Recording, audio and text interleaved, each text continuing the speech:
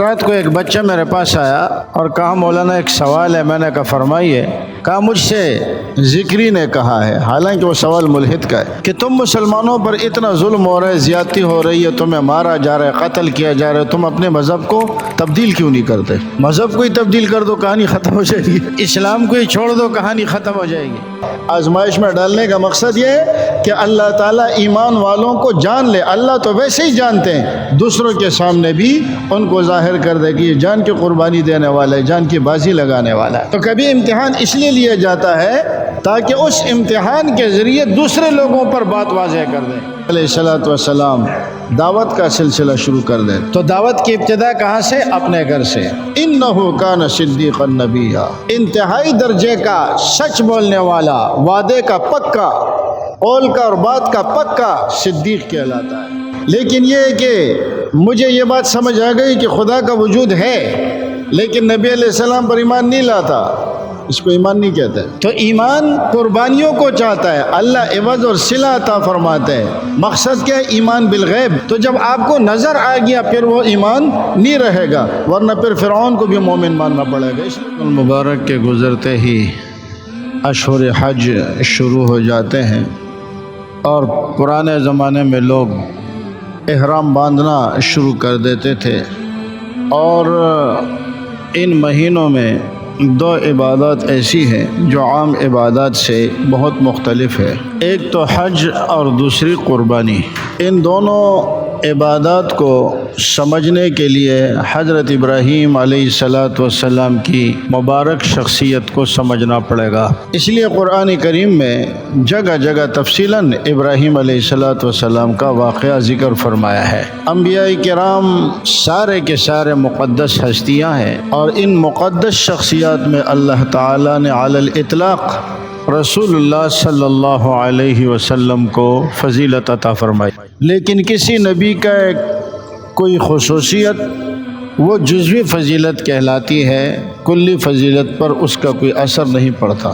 حضرت ابراہیم علیہ السلام کو آپ کی بہت سی جزوی خصوصیات ہیں. فرمایا انی جاعلک للناس اماما، میں آپ کو لوگوں کے لیے امام بنا رہا ہوں، مقتدا بنا رہا ہوں، پیشوا بنا رہا ہوں. سارے مذاہب والے آپ کی عزت کریں گے. اور ایسے ہی ہوا.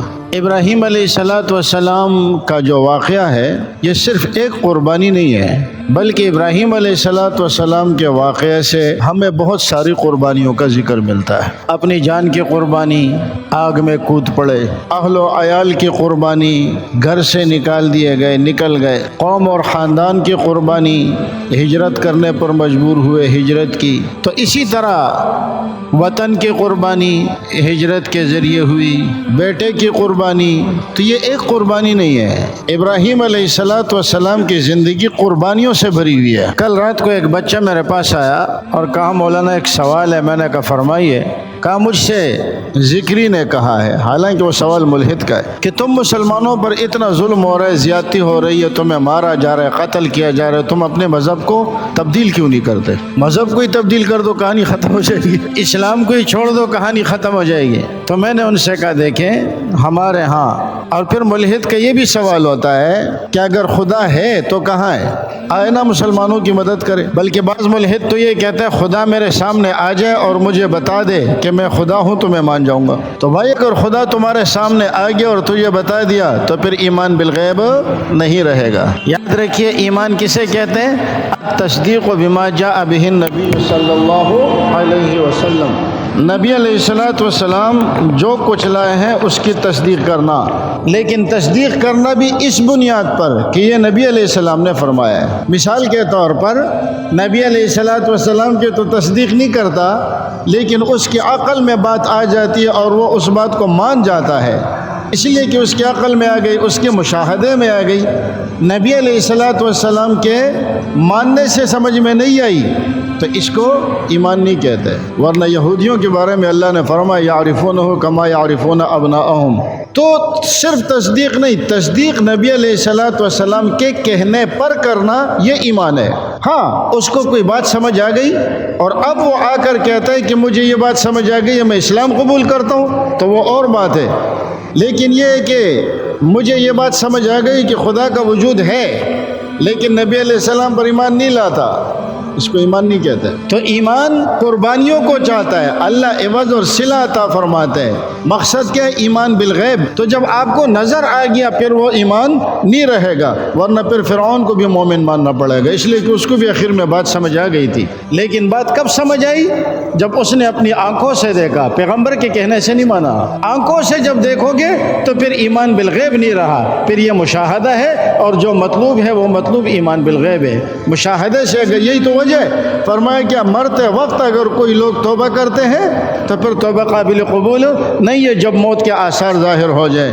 کیوں؟ اس لیے کہ اب تو اس نے اپنی آنکھوں سے دیکھا۔ تو ایمان بالغیب مطلوب ہے۔ پھر اللہ جب کسی کو کوئی رتبہ دینا چاہتے ہیں تو اس سے پہلے آزمائش کی جاتی ہے، امتحان لیا جاتا ہے۔ وَإِذِ ابْتَلَىٰ إِبْرَاهِيمَ رَبُّهُ بِكَلِمَاتٍ فَأَتَمَّهُنَّ۔ ابراہیم علیہ السلام کو کچھ کلمات کے ذریعے آزمایا گیا، کچھ امتحانات کے ذریعے آزمایا گیا۔ فَأَتَمَّهُنَّ، انہوں نے اس امتحانات میں پورے اتر آئے، پورے کر لیے۔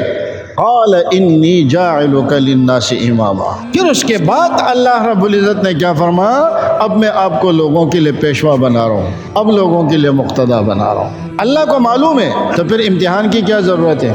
یاد رکھیں، اگر اللہ اپنے علم ازلی کے ذریعے فیصلے کرنا شروع کر دے نا تو پھر ہر کوئی کہے گا جی فلاں کو بڑا درجہ دے دیا، فلاں کو کم درجہ دے دیا، اور ہے تو ہم برابر، نہ اس نے کچھ کیا ہے نہ میں نے کچھ کیا ہے۔ تو اللہ تعالیٰ کسی سے کچھ کرواتے ہیں۔ الف لام میم احسب الناس ان یترکوا ان یقولوا آمنا وهم لا یفتنون، نہ ایسا نہیں ہوگا، ہم آزمائش میں ڈالیں گے۔ وَلَنَبْلُوَنَّكُمْ بِشَيْءٍ مِّنَ الْخَوْفِ وَالْجُوعِ وَنَقْصٍ مِّنَ الْأَمْوَالِ وَالْأَنفُسِ وَالثَّمَرَاتِ، اور جب یہ ابتلا مکمل ہو جائے تو فرمایا وَبَشِّرِ الصَّابِرِينَ، اب آپ صابرین کو بشارت دیجئے۔ اللہ کو معلوم ہے علم ازلی کے ذریعے، لیکن اس کے باوجود اللہ تعالیٰ اپنے بندوں کو آزماتے ہیں۔ اللہ چاہے تو مجاہدین کو جہاد کی ضرورت ہی نہیں ہے، فلسطین والوں کو جہاد کی ضرورت ہی نہیں ہے۔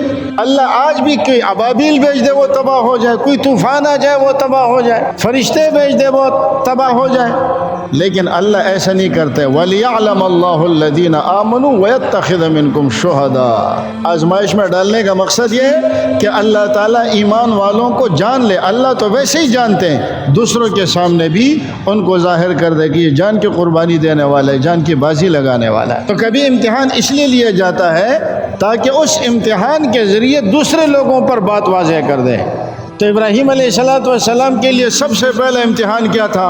ان کی پیدائش ہی ایسے گھر میں ہوئی جہاں بت بنائے جاتے تھے، پیدائش ہی ایسے گھر میں ہوئی جہاں بت بنائے جاتے تھے۔ اب ایسے گھر سے توحید کی دعوت اٹھانا آسان کام نہیں ہے۔ تو پہلی آزمائش ہی کیا تھی؟ وہ پیدائشی آزمائش تھی، اور جب وہ بڑے ہوتے ہیں تو اس کے بعد ابراہیم علیہ السلام دعوت کا سلسلہ شروع کر دے۔ تو دعوت کی ابتدا کہاں سے؟ اپنے گھر سے۔ انہ کان صدیقا نبیا، انتہائی درجے کا سچ بولنے والا، وعدے کا پکا، قول کا اور بات کا پکا صدیق کہلاتا ہے۔ اذ قال لأبیہ یا ابت، اب یہاں گھر کی بات ہو رہی ہے، اپنے باپ سے کتنے پیارے انداز میں مخاطب ہو رہا ہے۔ یا ابت لم تعبد ما لا يسمع ولا يبصر ولا يغني عنك شيئا، کن چیزوں کی پوجا پاٹ میں لگے ہوئے ہیں؟ یہ تو نہ سنتے ہیں، نہ دیکھتے ہیں، نہ آپ کے کسی نفع نقصان کے مالک ہیں۔